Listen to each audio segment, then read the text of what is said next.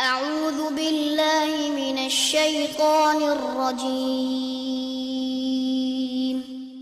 بسم اللہ الرحمن الرحیم الحمد للہ رب العالمین والصلاة والسلام علی نبینا محمد وعلی آلہ وصحبہ اجمعین اما بعد۔ آج ہم ہیں عمدۃ الاحکام کے ساتھ۔ یہ وہ کتاب ہے جو صحیح بخاری اور صحیح مسلم کی ان احادیث پہ مشتمل ہے جن احادیث میں احکام و مسائل بیان کیے گئے ہیں جنہیں فقہی احادیث کہا جاتا ہے۔ آج ہم پڑھیں گے عمدۃ الاحکام سے حدیث نمبر 300۔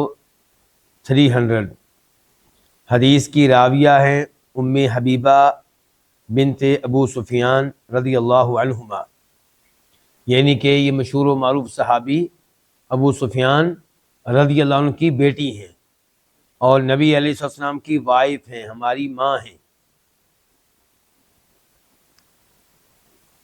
انہا قالت، انہوں نے کہا یا رسول اللہ، اے اللہ کے رسول، انکح اختی ابنت ابی سفیان، آپ میری بہن سے نکاح کر لیں جو ابو سفیان کی بیٹی ہے۔ اس بہن کا نام مسلم شریف میں آیا ہے عزہ۔ تو ام حبیبہ یہ بات کر رہی ہیں نبی علیہ السلام سے کہ آپ میری بہن سے نکاح کر لیں۔ فقال وتحبین ذلک، تو آپ علیہ السلام نے فرمایا کیا تم اس امر کو پسند کرتی ہو؟ یعنی کیا تم چاہتی ہو کہ میں تمہاری بہن سے شادی کروں؟ فقلت نعم، میں نے کہا جی ہاں۔ لست لک بمخلیہ، میں آپ کی کوئی اکیلی بیگم نہیں ہوں، میں آپ کی کوئی تنہا بیگم نہیں ہوں، یعنی کہ میری اور بھی سوکنے ہیں، تو جب اور ہیں تو میری بہن بھی ہو جائے۔ وَأَحَبُّ مَنْ شَارَكَنِي فِي خَيْرٍ أُخْتِي، جو میرے ساتھ کسی خیر میں شریک ہوں ان میں سب سے زیادہ مجھے محبوب ہوگی میری بہن۔ آپ کی بیوی بننا خیر ہے، ایک اعزاز ہے، ایک سعادت ہے، اور اس اعزاز میں میرے ساتھ اور بھی کئی شریک ہیں، تو اگر خیر کے اس کام میں میری بہن شریک ہو جائے تو یہ مجھے سب سے زیادہ اچھا لگے گا۔ فقال النبی صلی اللہ علیہ وسلم، تو فرمایا نبی علیہ السلام نے ان ذلک لا یحل لی، بے شک یہ میرے لیے حلال نہیں ہے، میرے لیے جائز نہیں ہے، میرے لیے درست نہیں ہے۔ کیوں جائز نہیں ہے؟ دو بہنیں ایک مرد کے گھر میں جمع ہوں تو یہ جائز نہیں ہے۔ قالت، تو وہ کہنے لگی، کون؟ ام حبیبہ، فَإِنَّا نُحَدَّثُ أَنَّكَ تُرِيدُ أَن تَنكِحَ بِنْتَ أَبِي سَلَمَةَ، کہ ہمیں یہ بتایا جا رہا ہے کہ آپ ابو سلمہ کی بیٹی سے نکاح کرنا چاہ رہے ہیں، اور ابو سلمہ رضی اللہ عنہ کی یہ بیٹی، ان کا نام تھا درہ۔ یہ نام درہ ہے جیسا کہ دوسری بخاری شریف کی روایت میں آیا ہے۔ تو ابو سلمہ کی بیٹی یعنی کہ ام سلمہ کی بیٹی، اور ام سلمہ نبی علیہ السلام کی وائف ہیں، تو گویا کہ ام حبیبہ کو یہ اطلاع ملی تھی کہ آپ ام سلمہ کے ساتھ ساتھ ام سلمہ کی بیٹی سے بھی نکاح کرنا چاہ رہے ہیں، ان کے اپنے گھر میں لڑکی اور لڑکی کی ماں کو اکٹھا کر رہے ہیں ایک ہی وقت میں، تو اس لیے انہوں نے پیشکش کر دی کہ آپ میری بہن سے شادی کر لیں۔ تو کہا آپ علیہ السلام نے بنت ام سلمہ، ابو سلمہ کی بیٹی یعنی کہ ام سلمہ کی بیٹی، یعنی کہ اس سے میں نکاح کروں گا۔ قلت نعم، میں نے کہا جی ہاں، یعنی کہ ہم نے ایسے ہی سنا ہے۔ فقال، تو آپ علیہ السلام نے کہا انہا لو لم تکن ربیبتی فی حجری ما حلت لی، کہ بے شک بات یہ ہے کہ اگر وہ میری بیگم کی بیٹی نہ ہوتی، میری گود میں نہ ہوتی، میری پرورش میں نہ ہوتی، تب بھی میرے لیے حلال نہیں تھی. یعنی کہ وہ میرے لیے حلال نہیں ہے. کیوں؟ کیونکہ میری بیگم کی بیٹی ہے. تو وائف کی بیٹی سے نکاح کرنا جائز، یعنی کہ وائف کی وہ بیٹی جو کسی اور خامن سے ہے، پہلے خامن سے ہے، آپ اس سے نکاح نہیں کر سکتے. تو آپ نے فرمایا کہ اگر وہ میری بیگم کی بیٹی نہ ہوتی تب بھی میرے لیے حلال نہیں تھی. تب کیوں حلال نہیں تھی وہ آگے آپ بتانے لگے ہیں.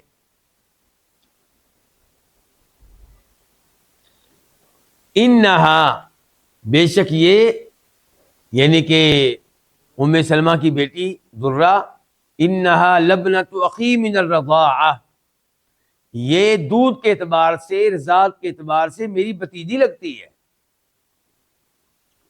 ارضعتنی وابا سلمۃ ثویبۃ، مجھے اور ابو سلمہ دونوں کو ثویبہ نے دودھ پلایا ہے. ثویبہ وہی جن کو ہم اردو میں کیا کہتے ہیں؟ صوبیہ. ہم نے اپنی آسانی کے لیے ان کا نام تبدیل کر دیا ہے. ان کو پتہ نہیں ہوگا کہ میرا نام میرے مرنے کے عرصے کے بعد تبدیل کر دیا گیا ہے.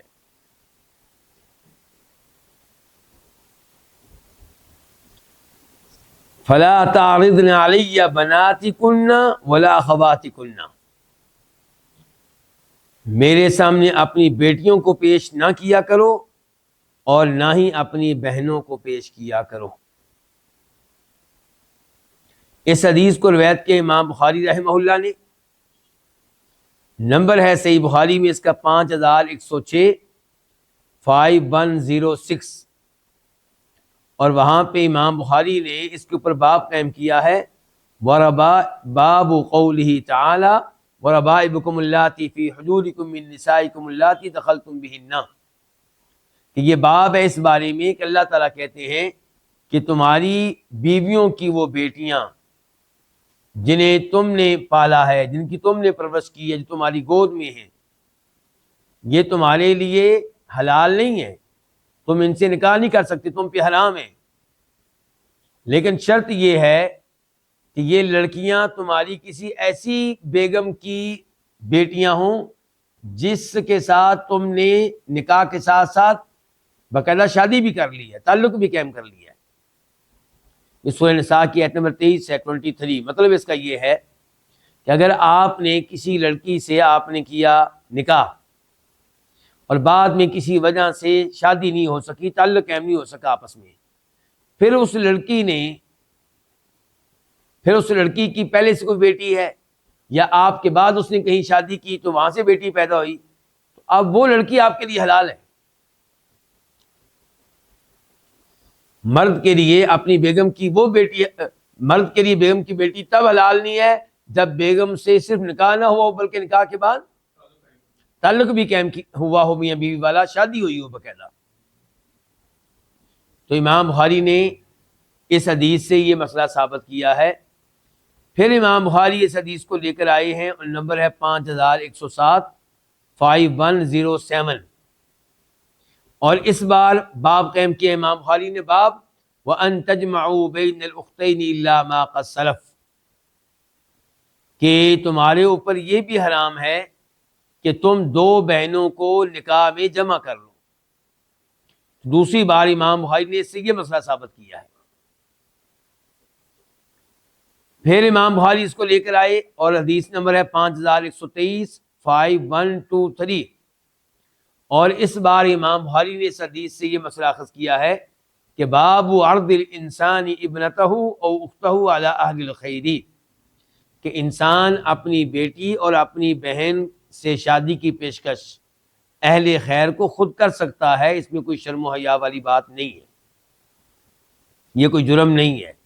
اگر وہ آدمی جس سے آپ اپنی بیٹی کی شادی کی بات کرنے لگے ہیں، بہن کی شادی کی بات کرنے لگے، اہل خیر میں سے ہے، متقی ہے، پرہیزگار ہے، اہل علم میں سے ہے، تو آپ اس سے خود بھی بات کر سکتے ہیں. ان کے ضروری نہیں کہ آپ انتظار کریں کہ کون مجھ سے میری بیٹی کا نکاح مانگے، کون مجھ سے میری بہن کا نکاح مانگے. آپ خود بھی کسی سے بات کر سکتے ہیں اگر وہ اہل خیر میں سے ہے، جیسا کہ ام حبیبہ نے آپ علیہ السلام سے بات کی اپنی بہن کے بارے میں، اور جیسا کہ عمر فاروق نے بات کی تھی رضی اللہ عنہ ابو بکر صدیق سے اپنی بیٹی کے بارے میں، اور جناب عثمان سے بات کی تھی اپنی بیٹی کے بارے میں۔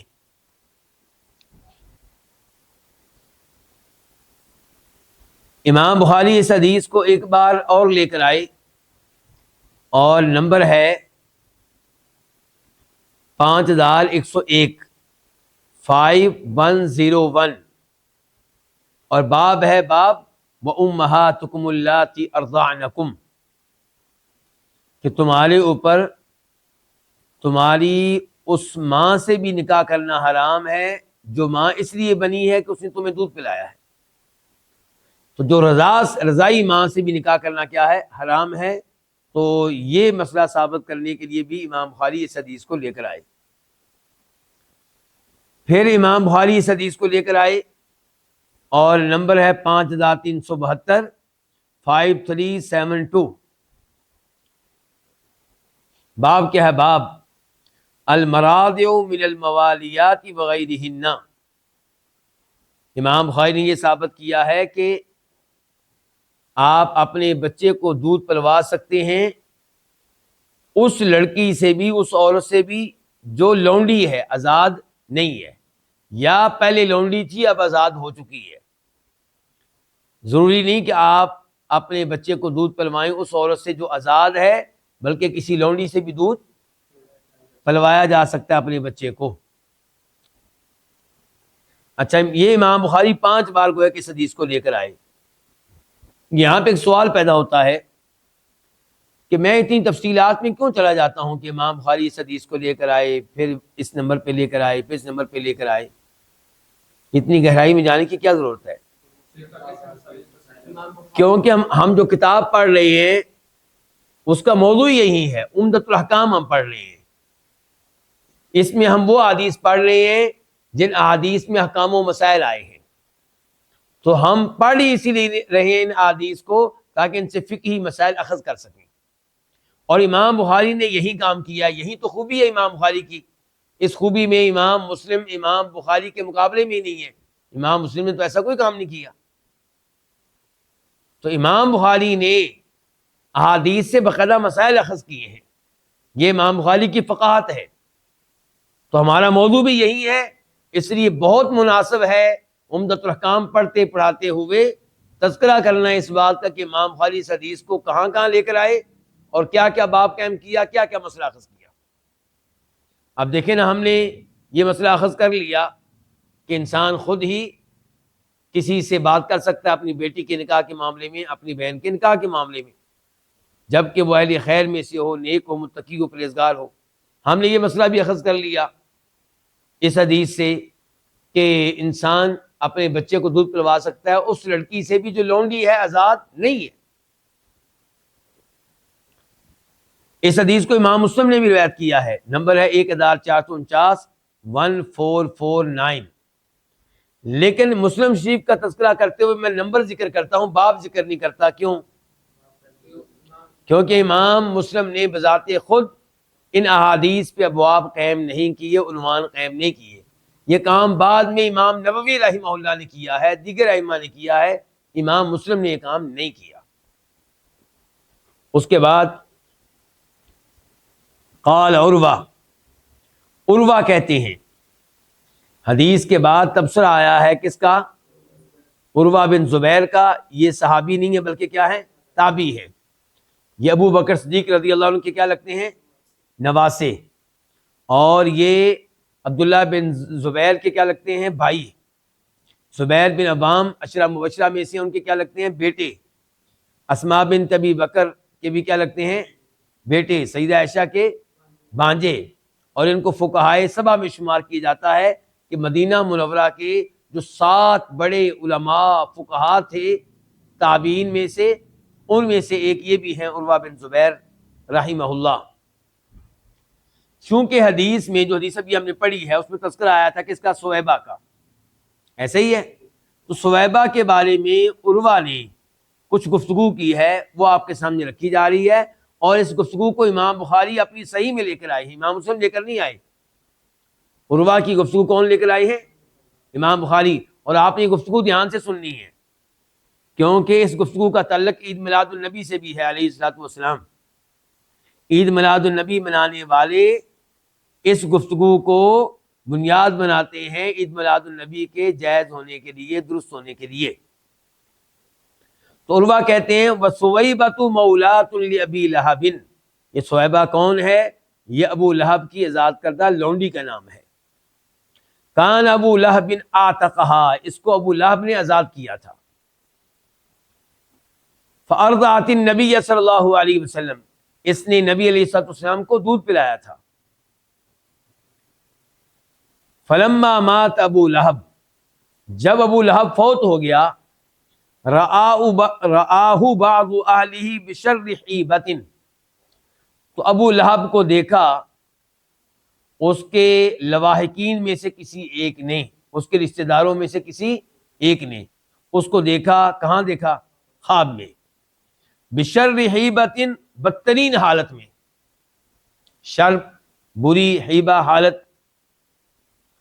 فقال لہ، تو اس نے اس سے کہا، کس نے کس سے کہا؟ خواب دیکھنے والے نے خواب میں ہی ابو لہب سے کہا ماذا لقیتا، تو نے کس چیز کا سامنا کیا، یعنی کہ مرنے کے بعد تجھے کیا ملا، تیرے ساتھ کیا سلوک ہوا، تو نے کیا پایا؟ قال ابو لہب، تو ابو لہب نے کہا لم الق بعدکم خیرا، تمہارے بعد میں نے کوئی خیر نہیں پائی، تمہارے بعد یعنی کہ تم سے جدا ہونے کے بعد، مرنے کے بعد مجھے کوئی خیر نہیں ملی، کوئی راحت نہیں ملی، کوئی سکون نہیں ملا، کوئی خوشی نہیں ملی۔ غیر انی سقیت فی ہذہ بعتاقتی سویبہ، لیکن ایک بات ہے کہ مجھے یہاں سے، اشارہ کیا آپ نے انگوٹھے اور شہادت والی انگلی کے بیچ جگہ کی طرف، مجھے یہاں سے پلایا جاتا ہے کچھ نہ کچھ، اس وجہ سے کہ میں نے سویبہ کو آزاد کیا تھا، میں نے سویبہ کو آزاد کیا تھا۔ یہ الفاظ آپ کو بخاری شریف میں مل جائیں گے، عروہ کے الفاظ، حدیث نمبر 5101 کے آخر میں 5101۔ اچھا، باقی مسائل کی طرف تو ہم بعد میں جائیں گے، پہلے یہ مسئلہ حل کر لیں کہ کیا عروہ کے یہ الفاظ دلیل بنتے ہیں عید میلاد النبی علیہ السلام منانے کے لیے؟ عید میلاد النبی منانے والے احباب چونکہ ان کو کوئی دلیل ملتی نہیں ہے، نہ قرآن سے نہ حدیث سے، تو پھر بیچارے اس قسم کی باتوں کا سہارا لیتے ہیں۔ ایک غلطی وہ کر رہے ہیں، ایک بدعت کا وہ ارتکاب کر رہے ہیں، اس کو جائز قرار دینے کے لیے دائیں بائیں ہاتھ پاؤں مارتے ہیں۔ تو کیا کہتے ہیں؟ ڈوبتے کو تنکے کا سہارا۔ تو ان کو یہ تنکا ملا ہے۔ تنکا کیا ملا ہے؟ کہتے ہیں دیکھو جی، ابو لہب نے نبی علیہ الصلوۃ والسلام کی ولادت کی خوشی میں سویبہ کو آزاد کیا، تو ابو لہب کو فائدہ ہو رہا ہے، حالانکہ ابو لہب بدترین کافر تھا، آپ کا دشمن تھا، لیکن چونکہ اس نے آپ کی ولادت کی خوشی میں سویبہ کو آزاد کیا تھا تو اس کو فائدہ ہو رہا ہے، تو ہم آپ کی ولادت کی خوشی منائیں، عید میلاد النبی منائیں، تو ہمیں فائدہ کیوں نہیں ہوگا؟ علیہ الصلوۃ والسلام۔ دلیل سمجھیں آپ لوگ؟ تو اب آپ کے پاس اس دلیل کا کیا جواب ہے؟ پہلے نمبر پہ یہ پوائنٹ نوٹ کرنے والے ہیں، پہلے نمبر پہ یہ روایت مرسل ہے۔ کیا مطلب؟ یہ بات اللہ کے نبی نے بیان نہیں کی علیہ الصلوۃ والسلام، اللہ کے نبی نے نہیں کہا کہ ابو لہب کو فائدہ ہو رہا ہے سویبہ کو آزاد کرنے کی وجہ سے۔ یہ بات کسی صحابی نے بھی نہیں کی، یہ بات کس نے کی ہے؟ تابعی نے کی ہے، اور تابعی کی بیان کردہ بات دین نہیں ہو سکتی، بلکہ تابعی کی بیان کردہ حدیث ہو تو وہ کیا قرار پاتی؟ ضعیف۔ وہ کیا قرار پاتی ہے؟ ضعیف۔ تو پہلا اس میں مسئلہ یہ ہے، پہلی گڑبڑ اس روایت میں یہ ہے کہ یہ مرسل ہے، ضعیف ہے، نبی علیہ السلام سے ثابت نہیں ہے، کسی صحابی سے ثابت نہیں ہے۔ دوسرے نمبر پہ عروہ نے جو بیان کیا ہے، عروہ نے یہ نہیں کہا کہ اللہ کے نبی نے یہ کہا ہے علیہ الصلوۃ والسلام، عروہ نے یہ نہیں کہا کہ اللہ تعالیٰ نے یہ کہا ہے، عروہ نے خواب بیان کیا ہے، اور خواب دین نہیں ہوا کرتے، شریعت نہیں ہوا کرتے، حجت نہیں ہوا کرتے، اتھارٹی نہیں ہوا کرتے۔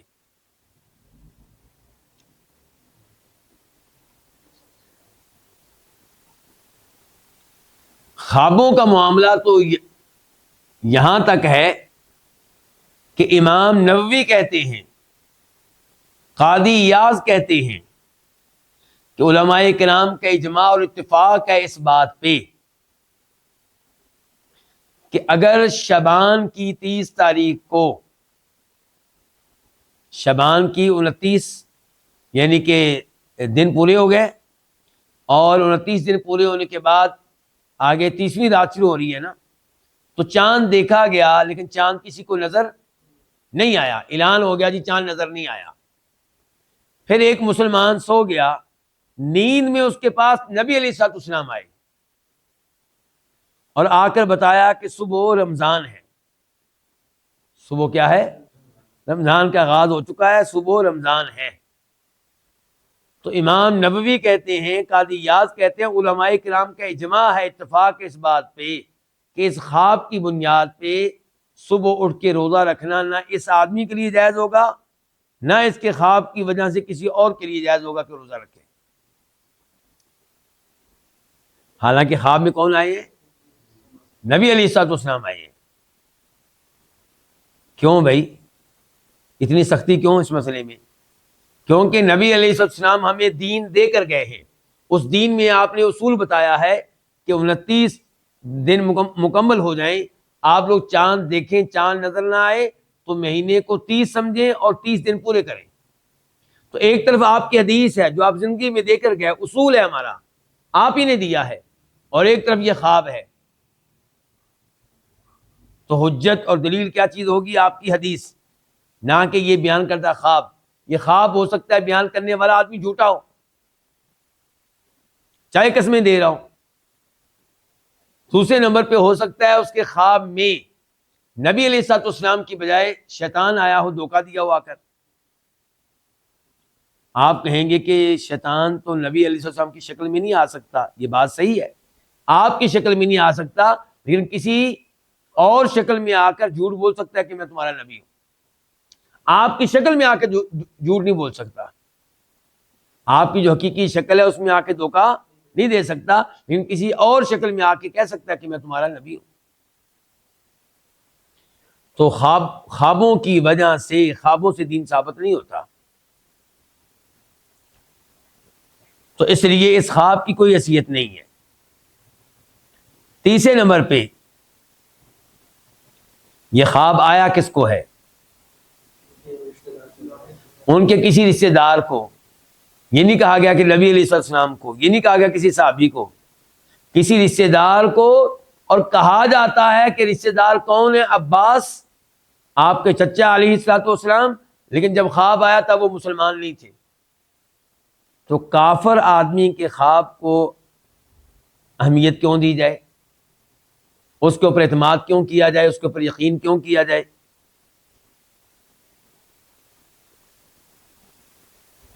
چوتھے نمبر پہ یہ خواب جو ہے، جو بیان کیا گیا ہے، یہ قرآن کے خلاف ہے، قرآن کے واضح طور پہ یہ خلاف ہے۔ سورہ فاطر آیت نمبر 36، سورہ فاطر آیت نمبر 36 اللہ تعالیٰ کہتے ہیں والذین کفروا لہم نار جہنم، کافروں کے لیے جہنم کی آگ ہے، لا یقضی علیہم فیموتوا ولا یخفف عنہم من عذابہا، وہ چاہیں گے کہ ان کو موت دے دی جائے لیکن موت نہیں دی جائے گی، وہ چاہیں گے ان کے عذاب میں تخفیف کر دی جائے، اللہ تعالیٰ کہتے ہیں تخفیف نہیں کی جائے گی۔ اور یہ خواب کیا کہہ رہا ہے؟ تخفیف کی جاتی ہے۔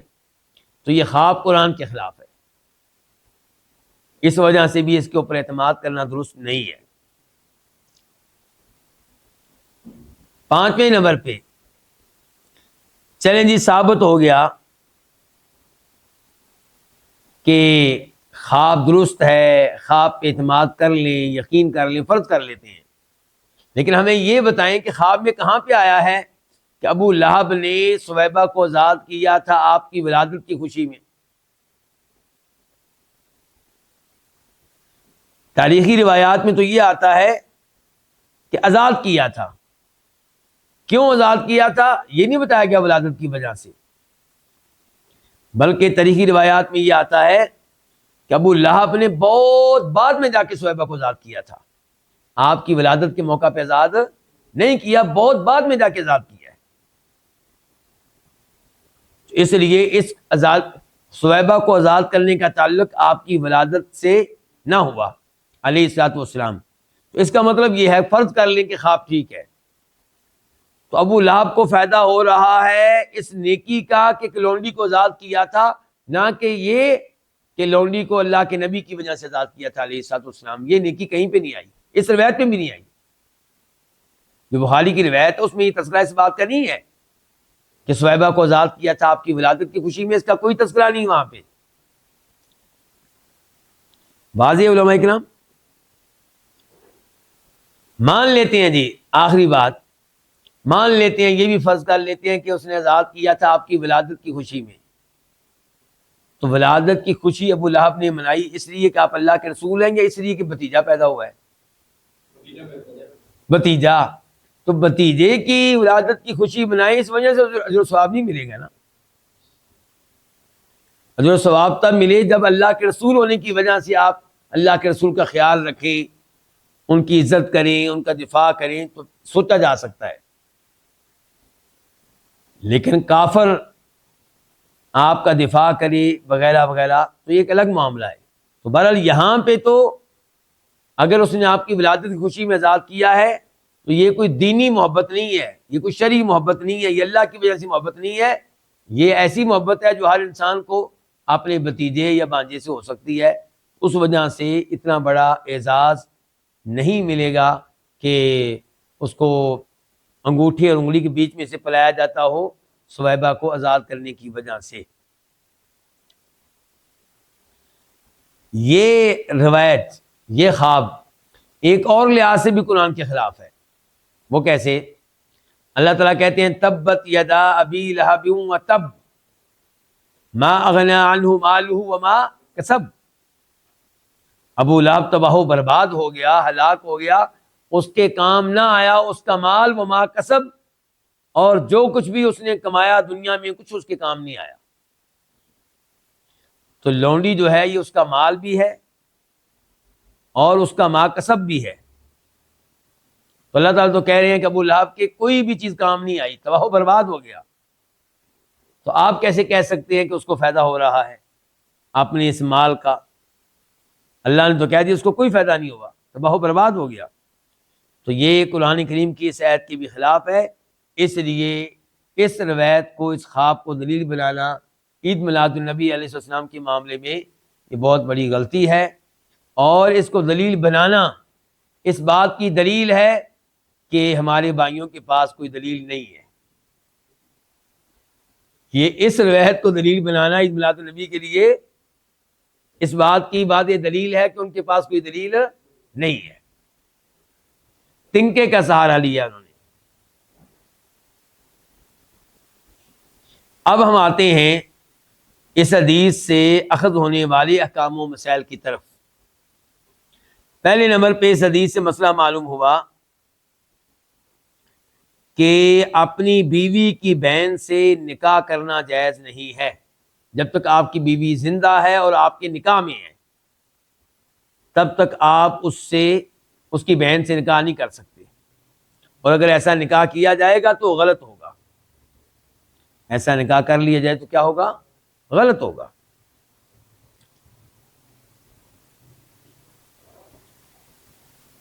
تو کس کا نکاح غلط ہوگا؟ پہلی بہن کا کہ دوسری کا؟ دوسری کا. اور اگر کوئی دونوں بہنوں سے ایک ساتھ نکاح کرے پھر دونوں نکاح غلط ہو جائیں گے.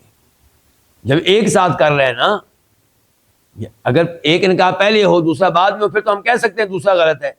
جب دونوں ایک ساتھ ہو گئے بالکل ایک ساتھ، ایجاب و قبول بھی ایک ساتھ ہوا ہے کہ مثال کے طور پہ کہنے والے نے کہا ہے کیا آپ اس بہن اور اس بہن کو بطور بیوی قبول کرتے ہیں؟ ہم آپ کا نکاح کر رہے ہیں. وہ کہتا ہے جی کیا. نکاح تو ایک وقت میں ہوا بالکل. تو یہاں پہ دونوں کا نکاح کیا ہوگا؟ غلط ہوگا، باطل ہوگا. نمبر 2 جو مسئلہ معلوم ہو رہا ہے اس حدیث سے وہ یہی کہ بیگم کی اس بیٹی سے جو کسی اور شوہر سے ہے اس سے نکاح کرنے کی اجازت نہیں ہے. اور بیگم سے مراد وہ بیگم ہے جس کے ساتھ نکاح کے ساتھ ساتھ شادی ہو چکی ہو، تعلق قائم ہو چکا ہو.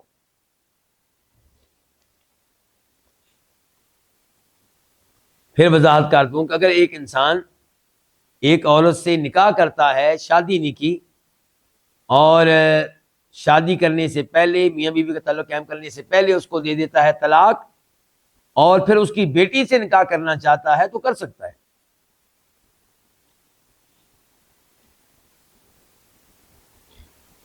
قرآن کریم میں آیا ہے اور حدیث میں بھی آیا ہے کہ تمہاری بیگم کی وہ بیٹی جو تمہاری گود میں ہے، تمہاری پرورش میں ہے، وہ تمہارے لیے حلال نہیں ہے. اس کا مطلب یہ ہوا کہ بیگم کی وہ بیٹی جو آپ کی پرورش میں نہ ہو بلکہ کوئی اور اس کو پال رہا ہو، مثال کے طور پہ بچی کا نانا اس کو پال رہا ہو، بچی کی نانی اس کو پال رہی ہو، تو اس سے نکاح کرنا کیا ہوگا؟ صحیح بات یہ ہے کہ وہ بھی جائز نہیں ہے. بیگم کی بیٹی اس سے نکاح جائز نہیں ہے، چاہے آپ اس کی پرورش کر رہے ہوں یا کوئی اور کر رہا ہو. آپ کہیں گے پھر قرآن میں کیوں آیا ہے کہ فی حجورکم؟ قرآن میں کیوں آیا کہ فی حجورکم؟ تو اس کی وضاحت علماء کرام نے یوں دی ہے کہ چونکہ عام طور پہ یہی ہوتا تھا کہ بیگم کی بیٹی بھی والدہ کے ساتھ اس گھر میں پہنچ جاتی تھی جہاں دوسری شادی کے طور پہ ماں نے زندگی گزارنی ہوتی تھی، تو پرورش ادھر ہی پاتی تھی. تو گویا کہ اللہ تعالیٰ یہ بیان کر رہے ہیں کہ کتنے عیب کی بات ہے کہ آپ اس بچی سے شادی کریں جس نے بطور بیٹی آپ کی گود میں پرورش پائی ہے، جو بیٹیوں کی طرح آپ کے گھر میں رہی ہے. اب آپ اس کو بیوی بنانا چاہ رہے ہیں. تو یہ مقصد ہے، ورنہ بیگم کی اس بیٹی سے بھی نکاح ناجائز ہے، حرام ہے، جس نے پرورش آپ کے گھر کی بجائے کسی اور گھر میں پائی ہے. البتہ داؤد ظہری کے بارے میں یہ آتا ہے کہ وہ ایسی لڑکی سے نکاح کو جائز قرار دیتے ہیں، کیونکہ آپ کی بیگم کی وہ بیٹی جس نے آپ کے گھر میں پرورش نہیں پائی، کسی اور گھر میں پرورش پائی ہے، داؤد ظہری کہتے ہیں کہ اس سے نکاح کرنا جائز ہے. لیکن باقی علماء کرام کا یہی فتویٰ ہے کہ جائز نہیں ہے.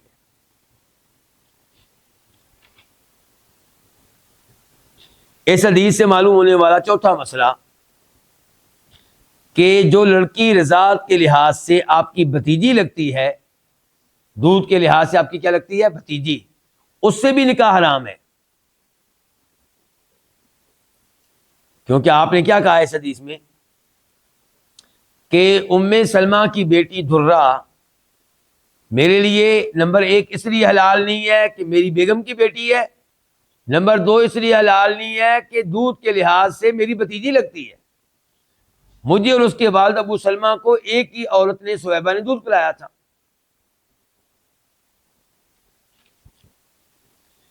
پانچویں نمبر پہ اس حدیث سے یہ مسئلہ معلوم ہوا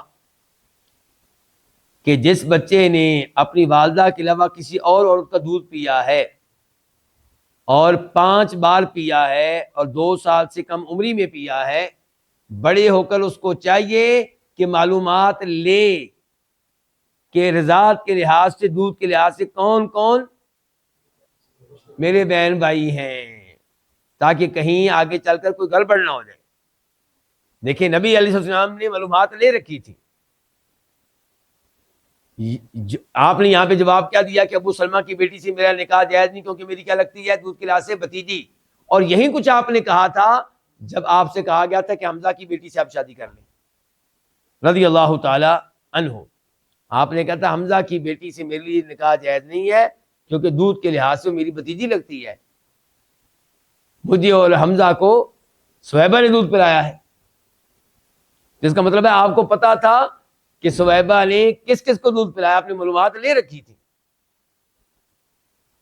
تو یہ معلومات ہونی چاہیے اور یہ معلومات اپنے بچوں کو بھی دے کر جائیں تاکہ کسی قسم کی کوئی گڑبڑ نہ ہو.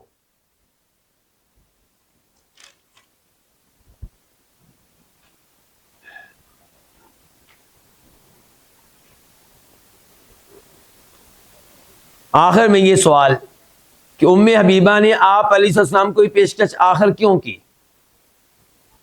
کیا وہ نہیں جانتی تھیں کہ ایک مرد ایک وقت میں دو بہنوں کو اپنے نکاح میں جمع نہیں کر سکتا؟ تو جواب اس کا یہ ہے کہ یا تو وہ سمجھتی تھیں کہ نبی علیہ السلام کو استثناء حاصل ہے, جیسے آپ کو 4 سے زائد عورتوں سے شادی کرنے کی اجازت ہے, ایسے ہی آپ کو اس بات کی بھی اجازت ہوگی کہ 2 بہنوں کو جمع کر لیں.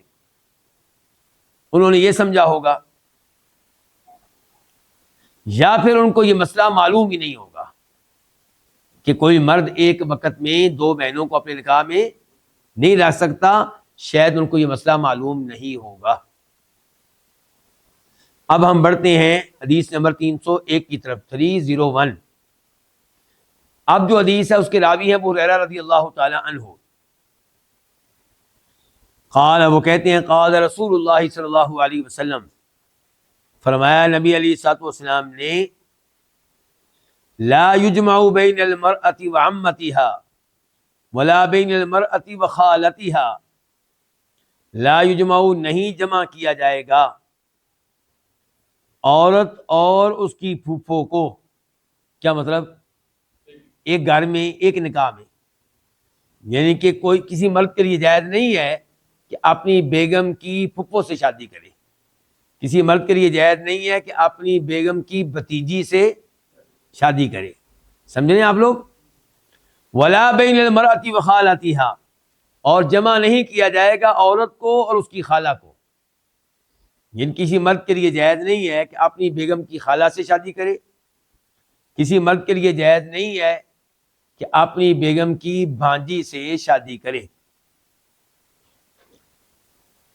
ہاں اگر اس کی بیگم فوت ہو جاتی ہے تو اپنی بیگم کی پھپھو سے شادی کر سکتا ہے, اپنی بیگم کی بھتیجی سے شادی کر سکتا ہے. اگر بیگم فوت ہو جاتی ہے تو بیگم کی خالہ سے شادی کر سکتا ہے. بیگم فوت ہو جاتی ہے تو اپنی بیگم کی بھانجی سے شادی کر سکتا ہے. تو پتہ چلا کہ نکاح میں لڑکی کو اور اس کی پھپھو کو, لڑکی کو اس کی خالہ کو جمع کرنا جائز نہیں ہے. یاد رہے, نہ یہ اجازت ہے نکاح میں اور نہ یہ اجازت ہے لونڈیوں میں. ایک آدمی, اس کی ایک لونڈی ہے اور اس سے اس کا تعلق بھی قائم ہے. اب اس نے اس کی پھپھو کو بھی خرید لیا, وہ بھی لونڈی ہے, یا اس کی خالہ کو خرید لیا, وہ بھی لونڈی ہے, تو دونوں سے تعلق قائم کرے, یہ جائز نہیں ہوگا. اس حدیث کو امام بخاری رحمہ اللہ نے روایت کیا, نمبر ہے 5109 5109, اور پھر روایت کیا 5110, یعنی کہ 5110 اور 5109. باب کیا ہے؟ باب لا تنکح المرأة علی عمتها, آپ مرد کو اپنی بیگم کی پھپھو سے, مرد کو اپنی بیگم کی بھتیجی سے شادی کرنے کی اجازت نہیں ہے. اور یاد رہے کہ اگر دونوں سے ایک ساتھ نکاح کرے گا تو نکاح دونوں کا کیا ہو جائے گا؟ باطل. اور اگر ایک سے پہلے کرتا ہے دوسری سے بعد میں, تو دوسری کا کیا ہو جائے گا؟ باطل ہو جائے گا. یہاں پہ ایک اہم بات ذہن میں رکھنے والی ہے, وہ یہ کہ یہ مسئلہ کہاں پہ آیا ہے کہ آپ اپنی بیگم کی پھپھو سے شادی نہیں کر سکتے, اپنی بیگم کی خالہ سے شادی نہیں کر سکتے. حدیث میں آیا ہے. کہاں آیا ہے؟ بولیے کہاں ہے؟ حدیث میں. جبکہ قرآن نے یہ کہا ہے, سورہ نساء آیت نمبر 24 24, وَأُحِلَّ لَكُم مَّا وَرَاءَ ذَلِكُم, کہ کہ جو عورتیں حرام تھیں وہ تمہیں بتا دی گئی ہیں، ان کے علاوہ دیگر عورتیں تمہارے لیے حلال ہیں۔ وحل لکم ما عموم کے لیے ہے کہ ان عورتوں کے علاوہ جو ذکر کر دی گئی ہیں باقی سب عورتیں تمہارے لیے حلال ہیں۔ اب ہم نے کیا کیا، حدیث آئی ہے اور ہم نے کہہ دیا کہ نہیں، بیگم کی پھپھو سے شادی کرنا جائز نہیں ہے، بیگم کی خالہ سے شادی کرنا جائز نہیں ہے، جبکہ قرآن نے کہا تھا کہ جو عورتیں بیان کر دی گئی ہیں صرف وہ حرام ہیں، ان کے علاوہ حرام نہیں ہیں، حلال ہیں۔ تو قرآن کریم کی یہ آیت وحل لکم ما وراء ذالکم ما کی تخصیص کر دی ہے کس نے؟ حدیث نے۔ پتہ چلا کہ قرآن و حدیث کا درجہ ایک جیسا ہے، دونوں پہ عمل کرنے کے لحاظ سے، دونوں سے مسائل اخذ کرنے کے لحاظ سے، دونوں سے عقیدہ لینے کے لحاظ سے۔ تو حدیث قرآن کی تخصیص کر سکتی ہے۔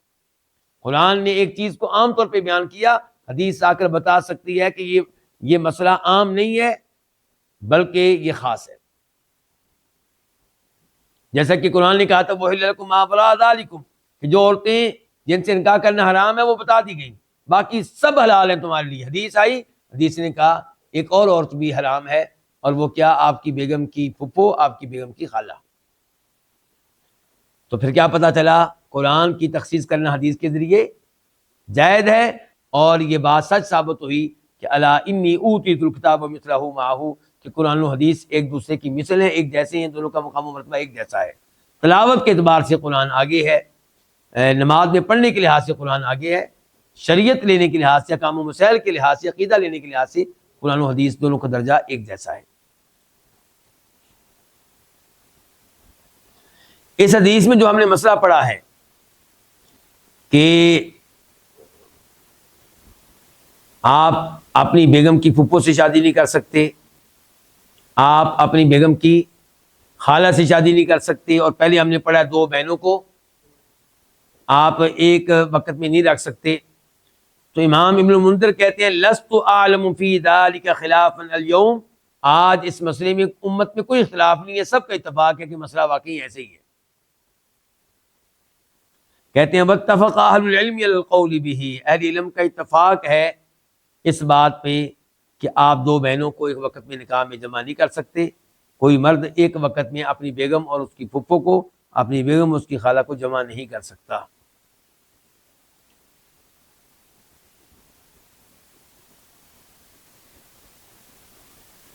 یہاں پہ ایک اور مسئلہ بیان کر دینا بھی مناسب ہوگا کہ نصرانی یا یہودی لڑکی سے نکاح کرنا جائز ہے، جیسا کہ سورہ مائدہ میں آیا ہے،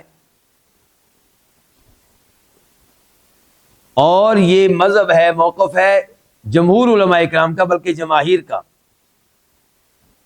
لیکن اگر کوئی یہ کہے کہ آج کے اہل کتاب تو مشرک ہیں، شرک کرنے والے ہیں، بلکہ یہ کہے کہ مشرک نصرانی شرک کرتے ہیں، اس کی دلیل تو قرآن سے ملتی ہے، اتخذوا احبارہم ورہبانہم اربابا من دون اللہ، خود اللہ نے کہا ہے کہ ان لوگوں نے اپنے علماء کو اور اپنے درویشوں کو رب بنا لیا تھا۔ کیا بنا لیا تھا؟ اس کا مطلب ہے یہ مشرک ہوئے۔ تو پھر یہودی لڑکی سے شادی کرنا جائز نہ ہوا کیونکہ مشرک سے تو جائز نہیں ہے، عیسائی لڑکے سے شادی کرنا جائز نہ ہوا کیونکہ مشرک سے شادی کرنے کی اجازت نہیں ہے۔ تو ہم کہیں گے کہ اہل کتاب جو ہیں ان کا جو اصل دین ہے اس میں شرک موجود نہیں ہے، جو نازل ہوا تھا دین اس میں شرک موجود نہیں تھا۔ تو اللہ تعالیٰ نے اس اصل دین کی وجہ سے ان سے نکاح کرنے کی اجازت دی ہے، تو یہ اجازت قائم و دائم رہے گی۔ نبی علیہ الصلوۃ والسلام کو بھی معلوم تھا کہ یہ لوگ شرک کرتے ہیں، آپ نے کبھی نہیں کہا کہ آج کے عیسائیوں سے شادی کرنا جائز نہیں ہے۔ تو نصرانیوں سے، یہودی لڑکیوں سے مسلمان مرد کا نکاح کرنا، شادی کرنا جائز ہے۔ یہیں پہ آج کے درس کا اختتام کرتے ہیں۔ اللہ رب العزت سے دعا ہے کہ اللہ تعالی ہمیں یہ مسائل اچھی طرح سمجھنے کی توفیق عنایت فرمائے اور ان کے مطابق زندگی گزارنے کی توفیق بخشے۔ وآخر دعوانا الحمد للہ رب العالمین۔